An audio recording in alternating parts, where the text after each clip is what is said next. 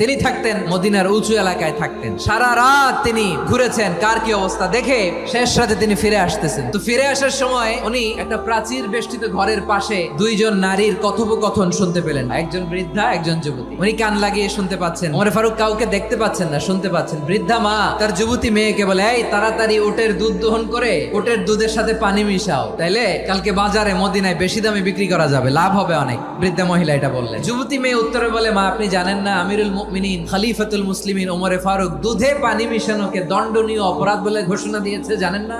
এবার বৃদ্ধা মহিলা বলে, আরে পাগলি, এই ভোর রাতে আমিরুল মুমিনিন ওমর ফারুক আসবে কোত্থেকে? কেউ দেখবে না। আরে কেউ দেখবে না, তাড়াতাড়ি দুধের সাথে পানি মেশাও। এই কথা যখন মা বলেছে, যুবতী মেয়েটা চমৎকার একটা উত্তর দিয়েছে, আপনি ঠিকই বলেছেন, গভীর রাতে ওটের দুধে পানি মিশালে ওমর দেখবে না, কিন্তু মা খেয়াল রাখবেন, ওমর যদি নাও দেখে, ওমরের রব কিন্তু দেখে। চিল্লায় বলেন ঠিক এরা। দিস ইজ কল্ড তাকওয়া।